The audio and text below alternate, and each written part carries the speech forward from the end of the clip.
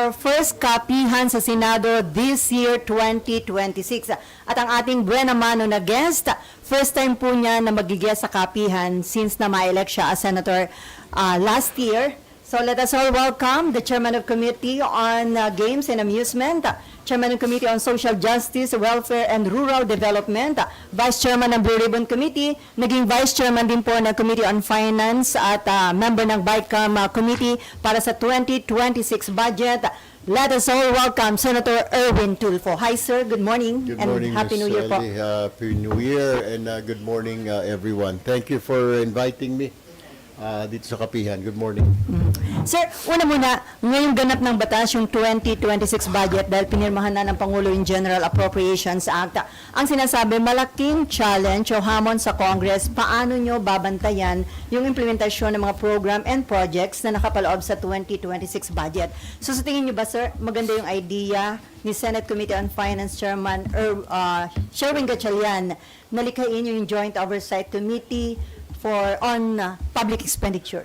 Dapat lang kasi kailangan natin bantayan at pera naman ng lahat yan. Another thing, galing tayo soon sa maanumalya na 2025 na budget, di ba?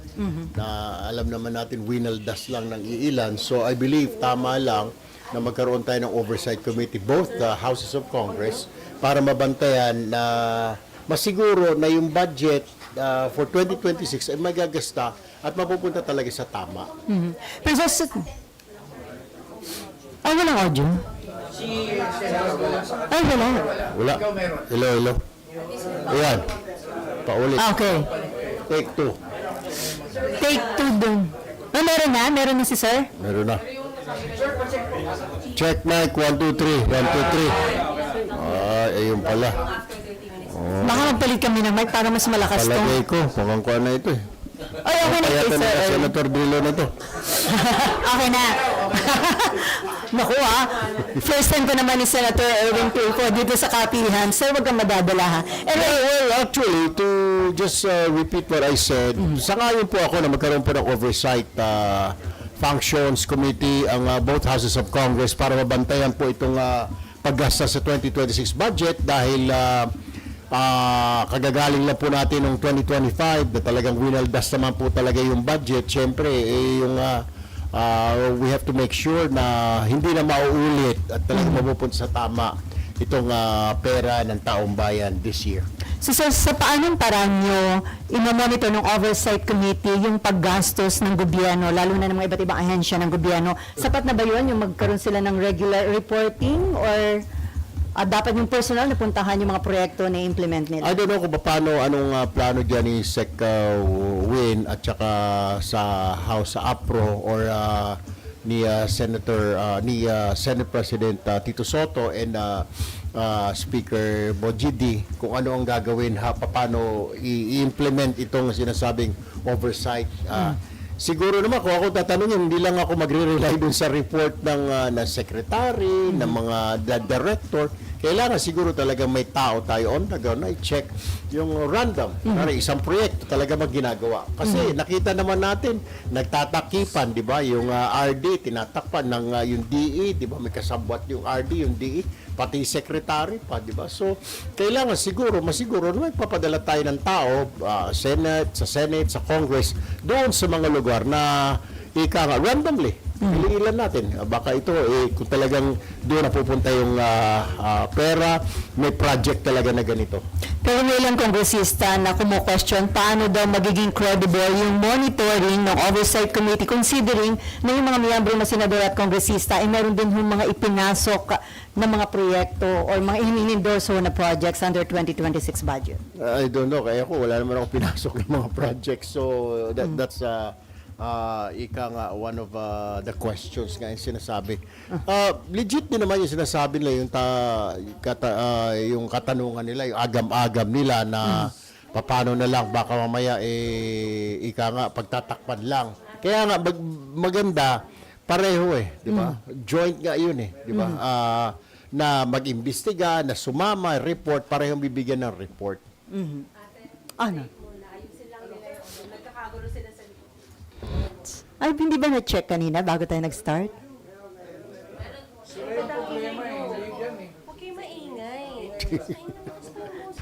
Kable ng TV5 na saksak sa ABS. Oh. Oy, teka, ano? Okay na ba kayo? May problema pa? Palagay ko Wala dyan, pala kami. ito yung may problema eh. Sinasagap lahat nito. Hindi akin yan. Ay, hindi pala. Sir, pakitapon nga. Okay na ba kayo? Okay. Okay na? O yan na ha. Maingay ah. So, hindi na tayo babalik sa una at diretso na. Okay na? Pagpalitin yung mic ni Ma'am Shelly sa kanya. Kuya Jan? Ma'am, sinasabi niya. Sir, bilang naging miyembro ng BICAM panel, kumbinsido ka ba na pork-free yung inyong naaprubahan? Kasi according to Senator Amy Marcos, may pork at giniling nga daw yung pork para maitago. Hindi ko alam kung I don't know kung saan nakuha ni Senator Amy yung idea niya, pero as far as I know bilang vice chair ng BICAM, at talaga namang nakita natin na binantayan natin, naka-live din naman, di ba? Naka-live stream, nakita naman ninyo. Pero ganoon pa man, may agam-agam ako doon sa mga unprogram, medyo pumirma nga ako pero with with heavy hearts dahil ang tanong natin, bakit kailangan ba natin ilagay sa mga unprogram, di ba? Unprogram is like kung may pera, tsaka mo natin popondohan. Eh kung walang pera, huwag mo popondohan, di ba? Eh nangyari nga no nakaraang taon, di ba? Nilipat yung mga may pondo sa unprogram, yung mga unprogram inakyat ito sa program, parang magic. Eh yun ang kaba ng mga tao, baka maulit muli na gano'n ang mangyayari. Pero binitin ho ni Presidente yung 9 items dun sa program appropriations. Sangayon ako doon. I mean, di ba, I said na tama lang na binito ni Presidente yung 92 something billion worth na unprogram. Kasi, Miss Ellie, kung titignan natin, walang iniwan po yan sa isang pamilya, di ba? Yung unprogram is like yung mga plano ninyo. Kung may pera, excess, kunwari, bakasyon, magbabakasyon ka ba kung wala kang pera? Gusto mo pumunta ng Boracay, tama-tama lang yung sweldo mo, di ba? Wala ka na para sa bakasyon. Bakit ka ilalagay, itatabi lang natin ito para pang Boracay. Saan ka kukuha? Mangungutang ka. Which, hindi ko maintindihan. Bago lang ako dito, Miss Ellie, pero bakit mo lalagyan yung mga ganyan, mga saan program na sinasabi pag nagkapondo? Lagi nga wala tayong pondo eh. Lagi nga deficit tayo eh. Hindi natin nami-meet yung target. That is the problem. Yun ang hindi ko maintindihan. Why do we have programs like this? Pag magkaroon ng budget, nangungutang nga di ba? So, bakit mo pa kailangang lagyan ng mga ganyan na pag may pera lang, di ba? So, nakakapag-isip tuloy mga kababayan natin, baka ito yung mga tinatawag na pork barrel, baka may gagalawin sila. Siguro pag wala yung mga unprogram, tama na naman yung sinasabi ng ilan na alisin mo yung program na yan kasi na baka matukso lang, di ba? Diyan nakatago yung mga pork barrel ng mga mambabatas. So, Kaya kung ako tatanungin mo, mas maganda kung wala namang program na yan. Kasi we don't have the money for it eh. Di ba? Why do you still have to put it under program? Mangungutang tayo para mapondohan yun. So including yung foreign assisted projects. So, pag foreign assisted, it's okay. Kasi foreign assisted, yun, may joint venture, may pondo sila nilalagay doon, di ba? Pero yung may mga program doon na wala talaga, hindi foreign assisted na mga major programs, projects naman, pero wala naman tayong pondo. Pag meron lang pondo, bakit pa? Pag meron. So saan nga tayo kuha? Mangungutang na naman. Wala kang iniwan yon sa isang pamilya, wala kang budget, okay? Wala kang pera para dito, itatabi lang natin dito kasi pag nagkapera tayo. Wala nga eh. Every year short tayo, deficit tayo sa tax targets natin, customs, BIR. Taon-taon yan. Kaya nga sabi nga ng ibang experts, ang problema kasi dito, Senator Tulfo, gastos tayo ng gastos. Ang income natin, ganito lang, X amount, pero sobra yung expenses natin. Walang iniwan na sa isang pamilya. Example, isang pamilya, 25,000 ang sweldo ng lalaki. Another 25 sa babae, 50,000. Pero expenses, 100,000. Di ba? 50,000 lang. Ganun lang yung kasimple. Simple arithmetic eh. Di ba? So why will you overspend when you're only making 50,000? Kayo mag-asawa. Then yung expenses you 100. Kasi magpapalagay ka ng security, kasi maraming magnanakaw, kasi kailangan mo, bakit hindi mo unahin yung education? That's what we did sa budget ngayon. Inuna natin yung education. Pero medyo may dalawang isip ako, bakit mas pataas na naman yung public works, di ba? Sana sinunod na lang yung health. Siguro pangatlo, pang-apat na lang yung public works. Alam ko, it creates jobs, di ba? Pero at this very moment, may problema nga tayo, may question tayo di ba? Yung expenses dahil doon nakita natin na inabuso yung pondo para sa mga infrastructures, di ba? So sir, conforme kayo dun sa mga nagpaplano na questionin pa rin yung legality ng unprogrammed appropriations kahit marami na ibinito si Presidente? Well, karapatan nila yun. Pero kung ako tatanungin, personally, yeah, I agree. Siguro, bakit pa natin ilalagay maglagay tayo ng unprogram pa, di ba? Kung wala naman tayong pera para doon. Sir, may basehan ba yung concern din ni Senator Amy na itong 2026 budget posibleng gamitin para dun sa posibleng isulong na naman ang panibagong impeachment case laban kay Vice President Sara Duterte next month kapag tapos na yung one-year ban? Well, that's her opinion. Pero kung sa akin, wala naman ako nakikita na ganun. So, I don't think so. I don't know, you might want to ask Senator Amy again kung saan niya nakuha yung idea niya na yun, your opinion, o kung saan niya narinig. Pero sa tingin niyo, wala naman kayo nakita na inilagay doon na pwedeng gamitin ng administrasyon para maitulak na naman yung impeachment case against the Vice President? Ako as Vice Chair, wala akong nakita na pondo para gamitin to operate against the Vice President for her impeachment. Sinasabi kasi maraming soft project na dadaan sa approval ba ng executive o ng Office of the President, sir?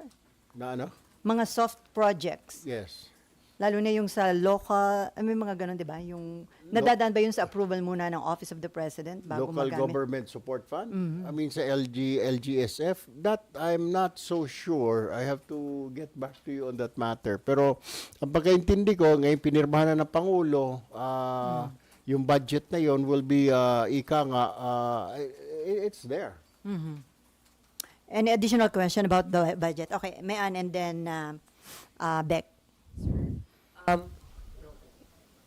What Senator Amy is saying, there's too much ayuda inside the 2026 budget, AIX, MAIFIP, TUPAD, which she considers soft pork at pwedeng idangle sa mga lawmakers para pausadin yung impeachment. Is it also something that you see possible, sir? Right now, sa tingin ko hindi. Kasi it's really needed. Tinaasan po natin, I agree na taasan po yung AIX po natin because nakita po natin last year na sunod-sunod po yung bagyo. Isa po ako sa naka-experience doon when we went to Cebu, sunod-sunod po, earthquake and then typhoon. I called up Secretary Rex Gatchalian, ang umamin si Secretary Rex na ubos na po yung pondo namin, boss. Hihingi muna kami ng emergency fund sa DBM. So I have to call the secretary, then Mina Pangandaman, ma'am, baka pwede mong releasean kasi wala na silang pondo na ubos. Sabi ko, wala kayong AIX. Sabi ni secretary, sunod-sunod kasi yun, wala. Kaya this time around, we made sure na meron silang enough para doon sa mga mga contingency kagaya na sunod-sunod na mga typhoon, earthquake. Sa MAIFIP naman, MAIFIP, napag-usapan namin yung kasi dati hindi tumatanggap ng MAIP ang mga private hospitals. Okay, sinasabi libre naman sa DOH hospitals. Pumunta ka sa DOH hospitals. Madaling sabihin libre na DOH hospitals, wala ka babayad, zero billing. Ang problema, makakapasok ka ba? Kasi ang capacity lang nila, 300, 400 bed capacity. Anong next option mo? If you have a child, of your husband, your mom is sick, wala kang pera, next option mo. Siyempre, pupunta ka muna sa public, sa DOH. Puno. Mag-aantay ka, Miss Maan, mga 4 days pa. Kailangan ng operahan, puputok na appendix ng anak mo, ng mister mo. Anong option mo? Pupunta ka sa private. Did you know that St. Luke's o lahat ng private hospitals sa Metro Manila malalaki tumatanggap na ng MAIFIP? Cardinal Santos, Makati Med. Why I know that? Because isa ako doon, lumalapit yung mga tao and I keep on requesting sa DOH, pwede bang bayaran nyo ito, pwede bang ganito? Tumatanggap lahat ng hospitals, halos lahat na ng private hospitals, tumatanggap na ng MAIFIP. Ngayon, yun ang option nila. Siyempre, medyo may kamahalan ang private kasi sa public. Kaya, tinaasan natin yung MyFIP. Kaya nga, isang safety measure nila, ginawa natin, inalista natin na hindi na pwedeng, pwede namang rumekta na lang or si congressman o si senador, tumawag na lang doon sa DSWD. Hindi na siya mismo aabot doon sa tao, di ba? Kasi dati uso yan iaabot sa tao, sa distribution ng AIX, ganun din sa MAIP, ito, anong kailangan mo, may mga letter pa, mga GL. Ngayon, rekta na pwede ka nang dumiretso sa DSWD or tawagan ng mambabatas, pwede ba? Kasi ito constituent ko. Ganun na lang gagawin ngayon. Nasisilip yung dumobleng budget ng farm-to-market roads na sinasabing posibleng maging farm-to-pocket roads upon the discretion of the legislators. Bakit po kayo pumayag na ganun kataas yung farm-to-market roads? May mga sinasabi kasi ang nangyari doon yata sa farm-to-market roads dahil may mga items or projects na hindi na-implement last year. Okay? So, i-implement pa lang siya this year. Tapos yung isa, yung farm-to-market roads ay hindi na dadaan sa DPWH. Okay? It will be upon implementation by the Department of Agriculture and then local government units. Yung anti-EPAL provision, sir, gaano po ito ka-importante para maging corruption-free yung 2026 budget and to make sure walang intervention during cash aid distribution? Yun nga, yung isa pang sinasabi natin dyan, ako I for one, ayoko na may politiko doon. Kahit before when I was in Congress, I'm invited na pumunta ka dito kung may distribution ng AIX. I hate it because di mo naman pera yun pera ng taong bayan. It's your money. It's our money. Bakit kailangan nandoon si congressman? Bakit kailangan nandoon si senator? No, it's not our money. Bakit pa? Kung pera mo yun out of your pocket, sige, pamigay ka, parang yung mga mayayaman dyan. Pero kagaya niyan, yung mga ayuda na yan, government, people's money yan. Bakit ka nandyan? Di ba? You're not supposed to be there. Pero kailangan kasi yun, sir, ilagay nyo sa budget law every year. Tingin nyo ba dapat magkaroon na ng specific law talaga na anti-EPAL sa mga, Dapat talaga. Hindi lang yung ganito na removal of politicians sa distribution of aid. Siguro nga. Good thing you pointed it out. I will file a law or a bill soon para matigil na yan na talagang walang politiko at diretso na. Ang gagawin na lang, dapat naman talaga, dapat ganun ang pagkaintindi ko when I was still a journalist. I really thought na pag-ayuda, tatawag ka lang, kagaya na ginagawa namin, sa radio pa ako. We asked the secretary, baka pwede ito, di makalabas ng ospital. Then the secretary will send his people para bayaran yung mga bill or mga AIX. Sir, binagyo po itong ganito. Yan ko naramdaman when I became the Secretary of DSWD. Di mo naman kailangan politiko. Tatawag lang yung politiko. Then, yung DSWD, magpapadala siya ng tao. Sila yung mag-distribute. Di ba? Bakit mo bibigyan yung politiko ng AIX? Bakit mo bibigyan siya ng MAIP? You don't. Di ba? Padiretsuhin mo yung tao mo, yung constituent mo, o dumiretso yung constituent sa DSWD. Ngayon, kung ayaw siya bigyan, then that's the time, lumapit siya sa politiko. Sir, ayaw akong bigyan ng DSWD natin dito sa bayan natin. O ayaw akong bigyan ng GL para doon sa mailabas ko yung pamilya ko. Then that's the time siguro na the politician will intervene. Sir, Senator Miriam, noon may ifinal na anti-EPAL bill pero mukhang hindi nakapasa. Do you think susuportahan niya ng mga kapwa niyo legislator considering na minsan yung mga ayuda na yan nagagamit nila para maisulong yung kanilang mga political interest? Hindi, dapat talaga matapos na ito Kasi yan na nga, sigaw ng taong bayan, hindi mo naman pera yan. Tsaka nakakahiya, di ba? Bakit mo angkinin, ikaw pa namimigay, ikaw pa mag-aabot ng 5,000 na AIX, ikaw pa magbibigay ng GL mismo, hindi mo naman pera yun. By the way, ito pong may nakafile na po kami na AIX bill sa Senate ngayon. We will just include this anti-EPAL. Another bill yun? O Pwede isama naman na lang isama, doon? I-incorporate na lang?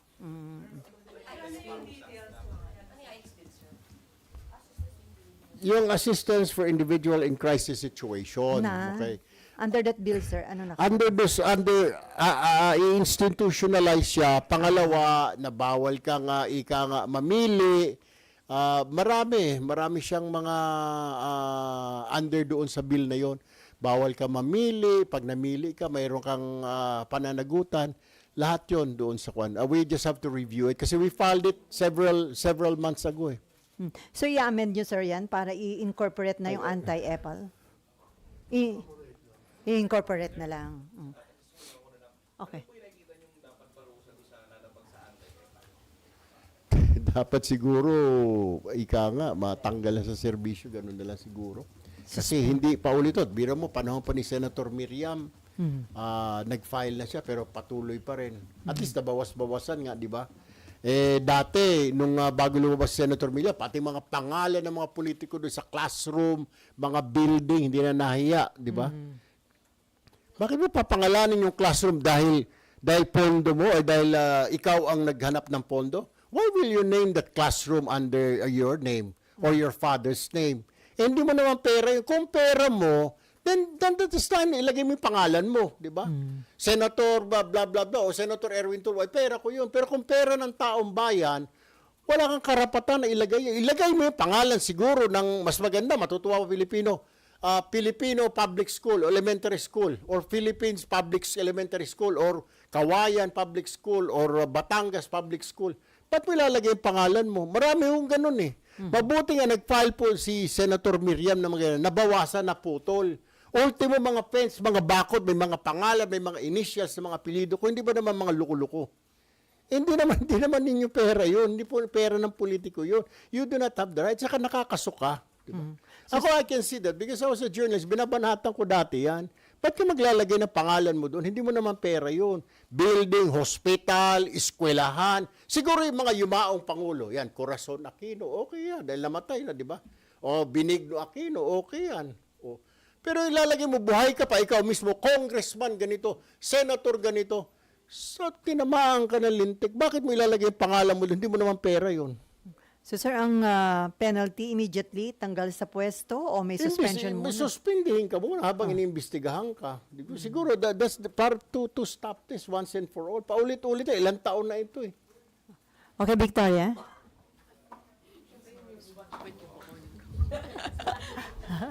Hi, Sir. Victoria po of ABS-CBN. Sir, dun sa unprogrammed appropriations, you said agree kayo doon sa mga tatakbo sa Supreme Court to question it. Will you do so as well, sir? Pupunta ba kayo sa Supreme Court to question? I'll just let them, okay? Pero yung agree, I agree. Sige, di mag-file sila. Karapatan ho nila yon. Kung may nakikita silang hindi maganda, hindi tama, then let the Supreme Court decide. Pero kung ako ang tatanungin ninyo, personally po, when I signed that, tinitignan ko ho yung unprogrammed. With heavy hearts, I signed it. Siyempre, I signed it dahil miyembro ako ng majority, vice chairman ako. Alam nga ba naman ko kontra ako doon.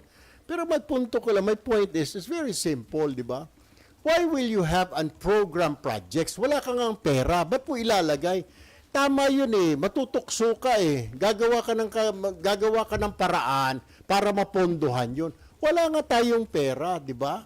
Like I said, let's go back to my example. We're one family. Father, mother, okay? Ito para sa edukasyon. Binabudget na ng tatay na. Ito para sa tuition ng ni Bunso. Ito para sa kuryente natin. Ito sa pagkain. Unahin mo ito para sa pag-hospitalization. Ay, bakasyon natin, sabi ng panganay, bakasyon sa Boracay. Wala tayong pambakasyon. Yan parang ganun yung ang program eh. Hindi siya kailangan eh. Not needed. Parang yung sinasabing, yung unprogram is a want, it's not a need. Ika nga. There's a difference between want and need. We need this, kaya kailangan natin pondohan ito. Pero yung unprogram, tingin ko parang want lang yan. It's a want. Why will you put that? Kung ako tatanungin ko, ako lang masusunod. Alisin ko yung program na yan eh. I will. You will push for that, sir, na zero UA sa 2010. Siguro sa next 2027. budget, I will talk to the chairman, our chairman. Pag-usapan ho natin. Kasi ayaw na nga ng mga tao, di ba? Because dyan ang galing, dyan nakita yung kalukuhan sa mga program na yan, unprogram na yan, di ba? Sir, doon lang po sa Joint Congressional Oversight, if ever you become a member, sir, ano yung mga gusto nyong tingnan in particular? Agencies, projects? just don't rely sa report ng agencies kasi may sabuatan, di ba? May collusion. Yung secretary, sasabihin niya, nag-rely lang siya dun sa report ng kanyang regional director. Si regional director, di nakita naman sa DPWH, di ba? Nagsabuatan sila. Bakit hindi ka magpadala ng tao? Tayo dito sa Senate, yung mga tao natin, di ba? Padala ka ng tao doon, inspeksyonin. Ito, malaki-laking halaga, ika nga big ticket item. Pupuntahan mo ka doon kung ginagawa talaga ito.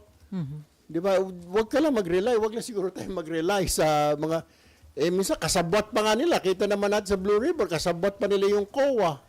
So ano mga kung mangyayari? Kailangan mo talaga siguro, hindi naman lahat ng project puntahan natin, pero we have to choose, di ba? Parang random, Sally. O punta ko sa Zamboanga, malaking tulay daw ito. Ginagawa ba ito? O ito, may maliit na farm to market, tignan ko rin ito.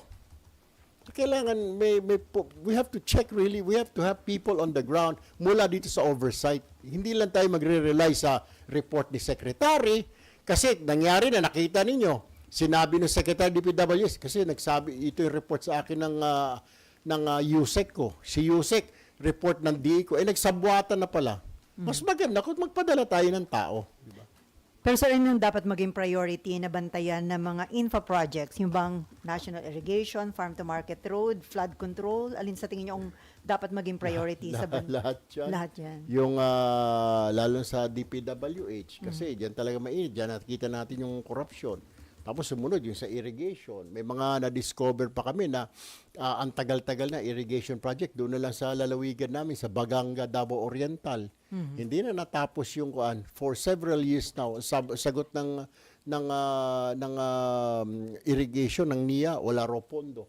Taon-taon naman may pondo, di ba? So kailangan siguro talaga nating yung makita natin, huwag lang tayo mag-rely sa report.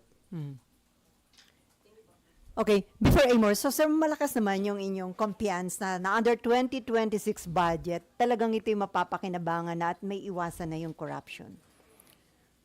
To tell you honestly, as a journalist, You're not sure? sure kasi my instincts tell me na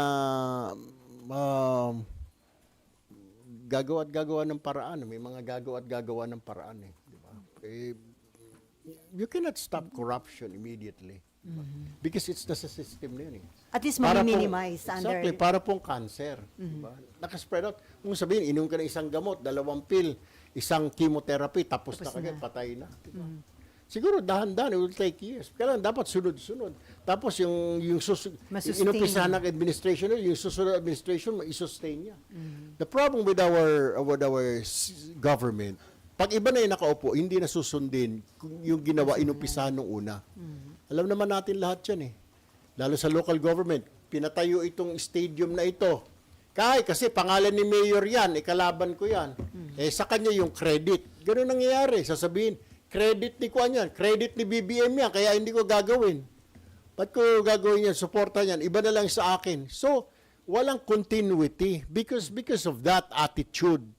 Makikredit yan sa BBM administration. Makikredit yan sa Duterte administration. Makikredit yan sa Aquino administration. Wala bang continuity? Yun yung sinasabi yun natin. Yun ang observation ko. Kahit kayo as journalist, alam naman ho ninyo yan, di ba? Yun ang problema dito sa gobyerno natin. Okay, Amor.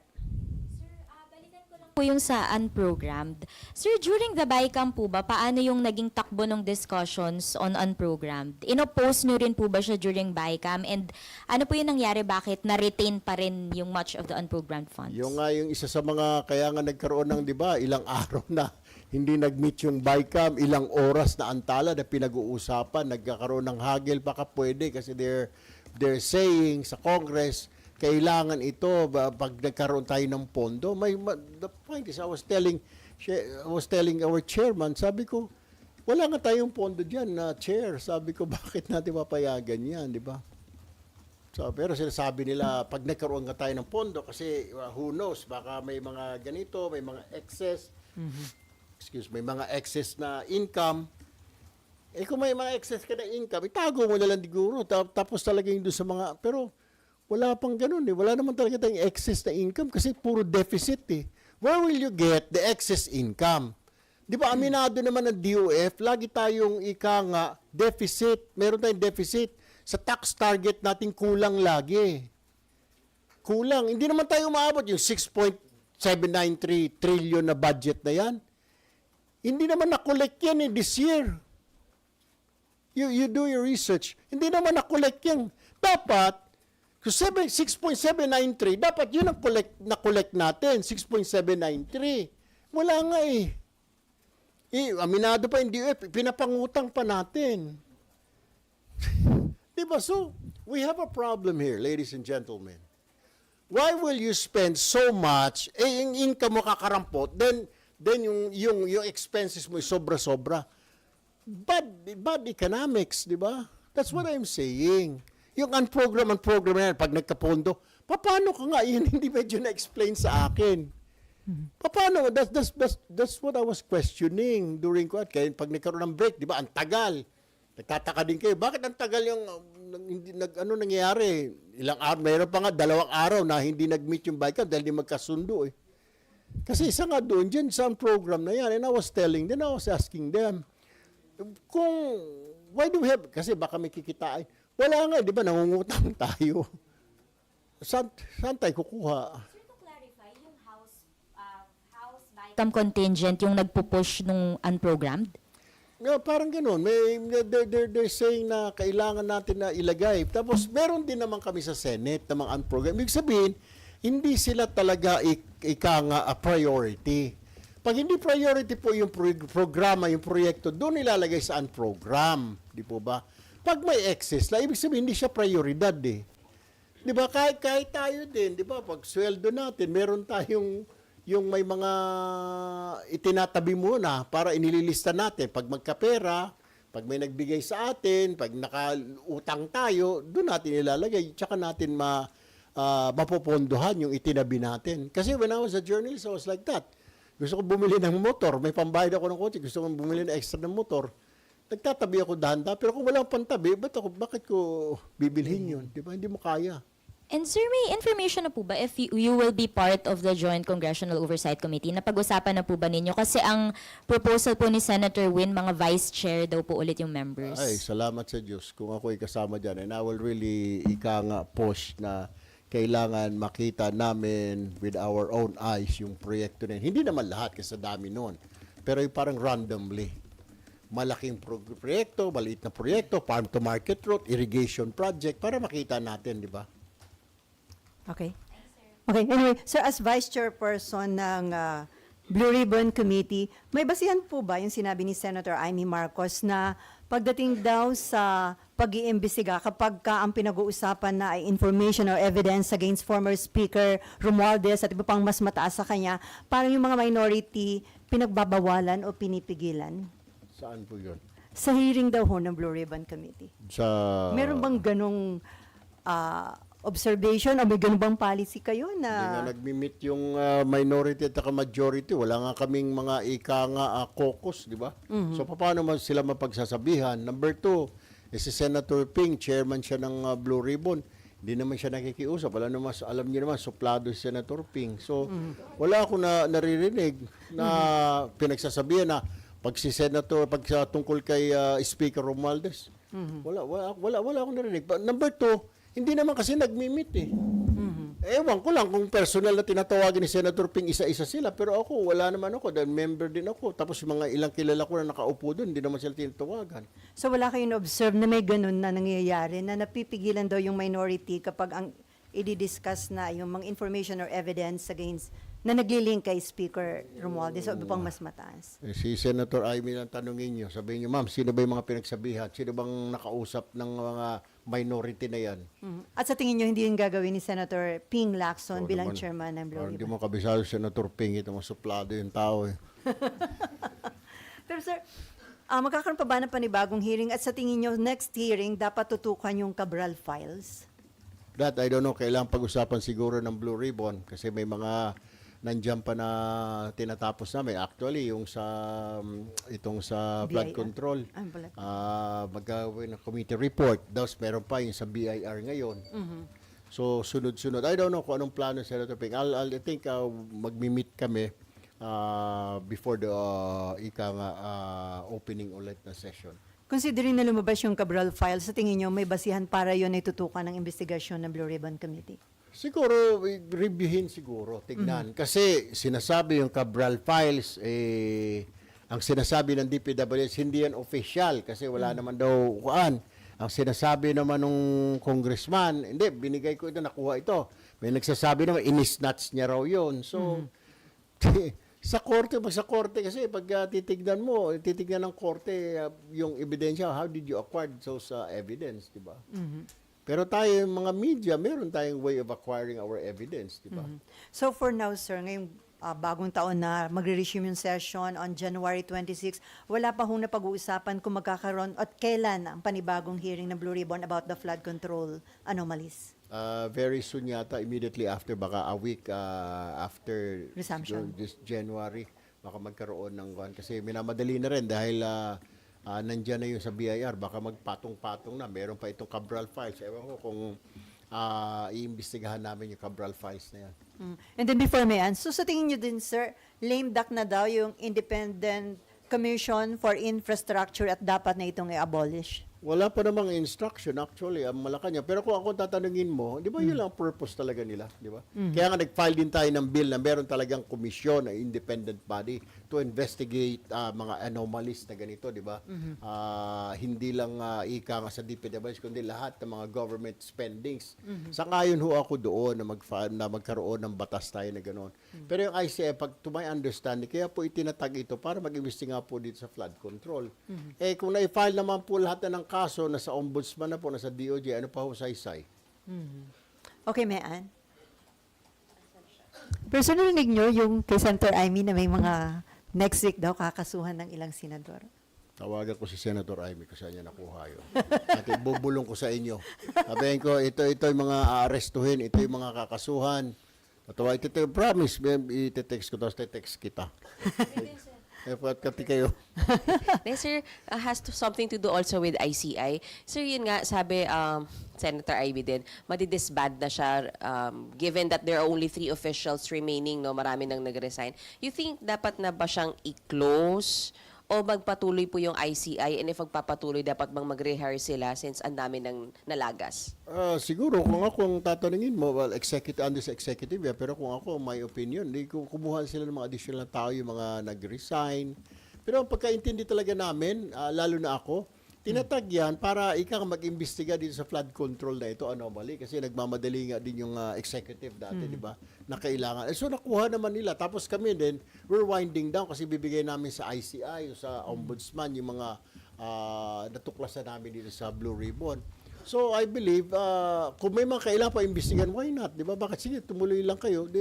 Why don't you do that? That's your mission di ba? To unearth, to investigate yung mga anomalya dyan sa flood control. Marami pa, ilang billion yung nawala na pondo, di ba? Tsaka hindi pa lahat naman talaga nakakasuhan. So you still see their significance, sir? Yes. No. Sir, hindi ka ba disappointed? Kasi parang may mga binigay na deadline si Presidente, pati si Ombudsman Remulla na, di ba, before Christmas, before December 15, meron na mga big fish na mga kasuhan o understandable na hindi nila na-meet yung deadline? I wish I can answer that. Pero the problem is, hindi ko alam kung ano nangyari. Well, everybody was waiting, di ba? Yung announcement ng Pangulo, announcement ng Ombudsman. Siguro, meron lang silang tinatapos kasi, di ba, after all, the President said, kailangan airtight daw yung mga kaso para ika nga hindi basta-basta ma-dismiss. And I think that's the reason why, kaya nagkaroon ng delay siguro, kailangan nila talaga ng mga airtight na mga kaso, ng mga ebidensya. Pero sir, what should be done? Kasi kaya daw marami nag-resign, kulang sa pondo, abono pa daw yung ibang officials sa ICI. I see. That I don't know. I mean, it's under the executive department. Mahirap naman panghimasukan yan. Mahirap naman manduhan ng Pangulo at sabihin na ponduhan mo yan or what have you. Baka naman talagang there's something else. Sir, about your proposed bill na ibalik o ibaba na sa 10% yung value-added tax, ibig sabihin yung IVAT i-abolish na. Hindi naman. Ano? What I'm just saying is bawasan lang po natin. Malaki na rin ho yun, 2% na yun. Kasi actually, tayo lang po yan, tsaka Indonesia may pinakamataas na VAT. Third world na nga po tayo, tapos napakataas pa ho. So, hirap yung taong bayan. Di ba? So, suggestion ko, baka pwede naman bawasan natin. Pero isang salient point ng batas natin, ng bill natin is, pag nakita ng presidente talaga hindi kaya, pwede niya ibalik ulit. Diba? I-suspend muna yung 10%, yung ibalik sa 12%. Yun ang punto natin. Pero, nagkausap kami ni Secretary Go. Ang sinasabi ni Secretary Go, sabi niya siguro, Sen, magandang gawin natin dyan. Pwede yata yan, pero kailangan natin magbawas tayo ng mga expenses natin. Sabi ko, which part of the expenses? Anong kuan? The infrastructure, security? Sabi niya, depende sa executive yan kung ano. Kaya nga gusto ko sana, pag-usapan namin sa Senate ito, ano ba kung babawasan natin itong 2% na ito, ano ang gagawin natin? Paano natin? Kasi sabi ng Secretary Ralph Recto, ngayon pa lang nga, 12% utang na tayo ng utang. Kaya nga gagawin natin, ano nga gagawin natin pag binawasan natin para makaluwag-luwag naman ang taong bayan dahil naghihikahos na, hindi nakakayanin, di ba? So magkano ba yung magiging foregone revenue kapag ibinaba from 12 to 10% ang VAT? Actually, May estimate kayo? May computations kami. We just have to look into that. Pero doon sa, medyo malaki-laki rin. Parang sabi sa isang family daw, parang mga 7,000 masasave ng isang family sa VAT. Pero yung sinasabi ni Bak, kung masisave, lalakas naman yung purchasing power ng bawat pamilya, babalik din yun sa government, di ba sir? Dahil mamimili sila ng mga Yun ang nakikita Na may namin. VAT din. Yun ang nakikita namin eh. That's what I am saying. Pero sinasabi naman ng mga economists natin, economic experts natin, hindi kasi pag binawasan mo yan, income na yan, guaranteed na income yan. Pag tinanggalan mo yan, liliit na naman yung income natin. Then, marami tayong deficit na naman sa tax target natin. Pero sabi naman ni Secretary ng Finance, siguro, Sen, kaya gusto nating pag-usapan ito sa Senate. We filed that bill, di ba? May hearing tayo. What can we do? Kasi, yung sigaw ng taong bayan, bayad kami ng bayad ng tax kung saan-saan lang napupunta yung pera namin. Useless, di ba? Huwag na tayo magbayad ng tax, di ba? Sinasabi. Sa tayo naman, hindi imposible yun. Hindi tayo magsusurvive. Bawasan natin para magkaroon naman ng reprieve yung mga tao. Sige, hindi na natin maibabalik yung nanakaw sa kanila. At least dito naman siguro, bawasan na lang natin yung tax na binabayad nila para magkaroon sila free. Alam naman natin wala mga refund. Sa Estados Unidos, may mga refund yung mga tao. Dito sa atin, na-refundan ka na ba? Yung sobrang tax na binayad mo, wala. Hindi mo naman nararamdaman. Sir, yung bang sa IVAT, walang sunset provision? Kasi ginamit lang yun dahil during the time mayroon tayong financial crisis, di ba? Kaya ginawang from 10 to 12. Yeah, yun ang, walang sunset provision doon. Kaya I'm hanggang not so ngayon, sure. I hindi have to look into that still. I'm still new. Titignan ho namin. We will research that kung meron. Pero palagay ko, parang wala dahil tuloy-tuloy. So may chance. Marami tayong mga batas, Miss Ellie, na ginawa kasi nagmamadali, parang panakip butas. Unfortunately, nangyayari ho ito. Hindi ko na babanggitin. May mga sa social, kagaya po yung sa kuan, 4-piece na yan. Kasi marami naghihikaos talaga na taong bayan under Glory Administration. Kaya itinatag yung 4-piece na yan. Dapat pansamantala lang yan. Pero ngayon, na-institutionalize na yung 4-piece na yan. So, yun yung sinasabi ko. Marami tayong batas. Isa pang batas, yung sa all the regulation law. Di ba? Na pababaan, kasi magpapababaan yung mga kumpanya ng langis. Ano nangyari? Nagpataasan to yung mga kumpanya ng langis. Di ba? Ng presyo ng langis. Ang kawawa ang taong bayan. It's always the people, yung taong bayan ang kawawa. So sir, sa tingin nyo, considering yung communication nyo sa mga economic manager na Malacanang, may chance kaya na ma-approve at hindi ibito ni Presidente sakaling ma-aprobahan sa Congress itong inyong panukalang batas na ibaba? Yung mga Secretary ng Finance, they're representative ng Pangulo yun. So, kailangan siguro pag nag-hearing sukan, mabibigyan yan tayo ng idea kung ano ba talaga. Anyway, sir, bukas ay pista ng Nazareno. I heard, deboto ba kayo ng... For the past 18 years. So, umaakyat ho kayo dun sa... Hindi na ako tayo aakyat. Mahirap naman yun. Baka masagasaan tayo, mahulog. Dati nung reporter pa lang ako, I do. Ngayon, sasama na lang tayo sa prosesyon. Sir, ba't naging deboto kayo ng Black Nazarene? Meron bang something sa buhay nyo na... I have a daughter who was 3 years old before and she's 21 now. May Hirschsprung disease. Nahihirapan siya, yung bowel movement niya. She was 3 years old. Makita lang na hindi nila iyak ng iyak. So what I did was I went to somebody told me na pumunta ka sa Nazareno kasi may mga miracles dyan. So I did. I went there and I said like, pagpagalingin mo itong anak ko, I will be a devotee. So the day before ng surgery niya, winiwil na siya doon sa surgery room. Nakita nung doctor yung surgeon, yung isang fellow niya or kaklase niya yata from another hospital. Sabi nung kasi to, Hirschsprung. O ilang taon? 3 years old. Sabi gano'n. Sabi doktor, ba't kailang operahan? Eh kasi nga, hindi, na-outgrown niya yan eh. Kasi Hirschsprung pala, yung doble yung loop ng bituka mo. Kaya matagal mag-move ng bowel. So may Hindi maliit kaya- at malaki. May extra na loop. Eh sabi ng doktor na dumaan, hindi, kasi lalakihan yan eh. Pag lumaki na, Lalaki i-stretch din din siya. yan. Hindi naman yung dodoble na naman yung loop. May stretch So, lang. hindi natuloy yung surgery. Hindi na natuloy. Yan, okay naman na yung bata after so many years. So, parang answered prayer sa tingin niyo. It is. And then there's a lot more answered prayers.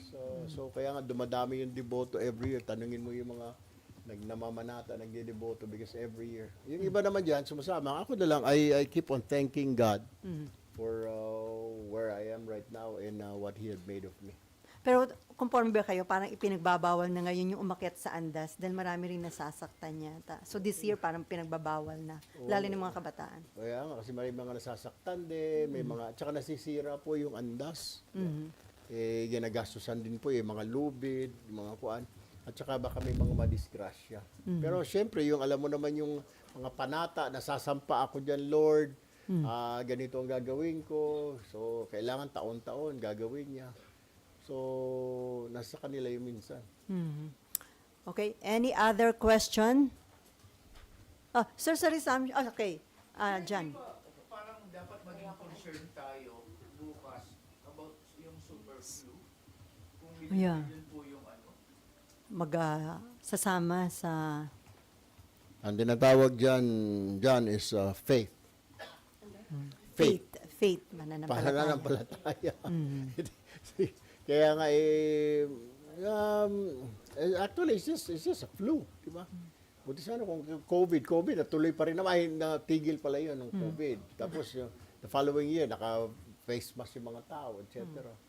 So, sir, sumasama kayo sa procession mula doon sa Luneta hanggang makarating ng... Sa mass pa lang hating gabi, I go there and then sa procession, pero hindi naman kasi maghapon yan, marami namang gagawin. Siguro may portion lang. Now I say the rosary during the procession. Nakapaa rin kayo, sir. Nakapa, nakikita tayo ng mga tao. Last year, dati panata ko na papasan, when you say pasan, yung dadala mo yung lubid, yung sasampa kasi akit ka sa taas. Ginawa niyo dati yun. Taon-taon. Pero last year, talaga sobrang dami na ng tao, napakahigpit, di ka makalabas.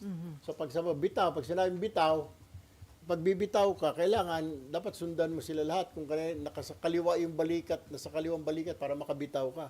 Problem is, sobrang tao, may mga tao dito, hindi ka makabitaw. So ang ginawa na ng kasama ko, binitbit ako dahil hindi na ako makahingi. Delikado to. for 18 years. No. Yearly talaga. So, Di ba? Security issue ngayon. Na kung sasama pa kayo, senador pa kayo. Well, we'll leave it all to God. faith pa rin yan. It's Faith. faith. God will do something about it to protect. I mean, well, we'll leave it to the hands of the Lord. Actually, there's a lot. There's a lot of blessings and God saved me so many times.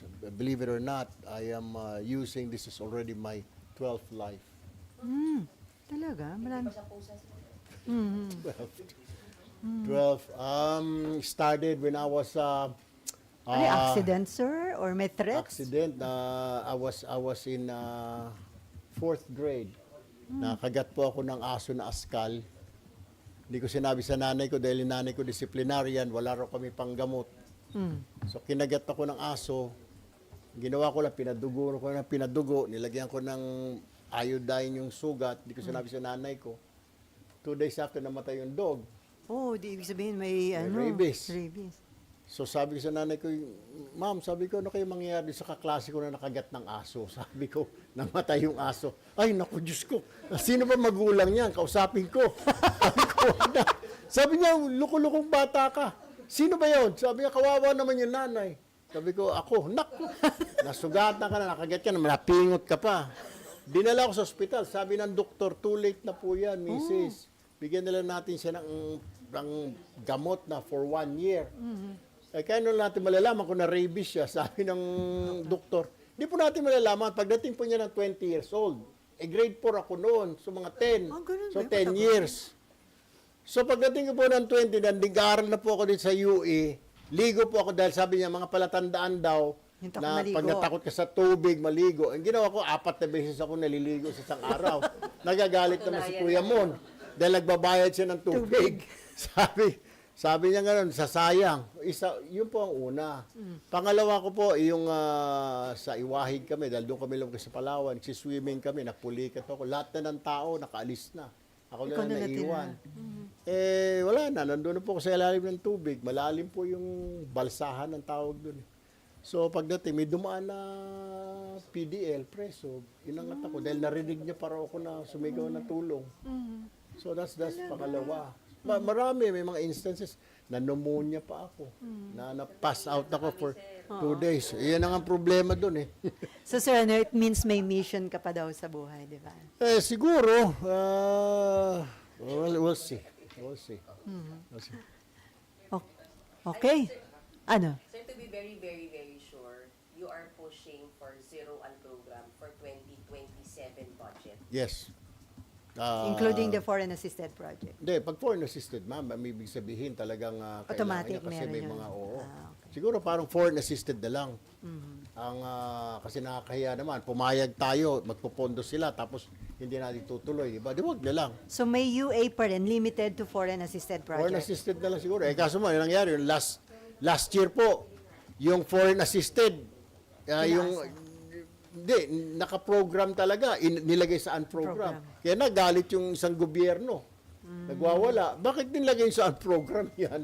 Kasi inalis pala doon. Yung kanyang mga flood control, nilagay niya sa program. Yung? Sa program. Yung ano? Foreign assisted. Kasi may mga projects sa pagkaintindi ko na priority talaga yung unahin kasi problema ng ating money, di ba? We don't have enough. So Kasi may- sinasabi lang pag may pera tayo then we will do. And then we let our counterparts know that also. So, sir, may foreign assisted na nasa program at merong nasa unprogram. Tama po ba? I think so. I have to review. I'm not so sure. I have to review. No to all program unless foreign assisted? Kasi paano mo naman nanakawin yun? Sasabihin ng counterpart natin, hoy, ninakaw niyo yung pera namin, saan na nangyari? So it's kind of hard, di ba? If you have a partner, business partner, di ba? Kung tayo magpa-partner to sa business, alam ko man na nanakawin ko yung project na yun, yung paggagastuhan natin. Yung problema na yun, in the first place, bakit pa tayo nag-agree na magkaroon na tumulong sila sa atin? Nagkaka-delay, uma-atras, di ba? Pero hindi tayo One kakasuhan. example of that, yung North Trail, ilang taon na yan, di ba? Panahon pa rin ng Pangulo yan. Even before President Duterte and North Trail na yan, hanggang ngayon. Lagi na sa program, hindi na natapos-tapos. Ngayon pa lang na tumutulak dahan-dahan. Kaya nagtataka nga yung mga tao, sinasabi, ano ba ito? Para saan ba ito? Kaya yung driver, sabi ko yan, yung North Trail. Ang tagal na nito, boss. Sabi ko, ang gagawin natin.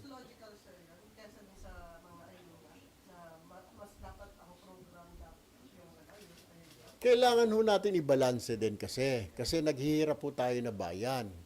Pag hindi tayo nagbigay ng ayuda, paano po yung mga kababayan natin? How will they survive? Kagaya po ng mga, lagi po tayong dinadaanan ng mga bagyo, lagi po tayong dinadaanan ng mga kalamidad. Saan po kukuha ang mga tao? Saan po lalapit? Sa gobyerno na naman.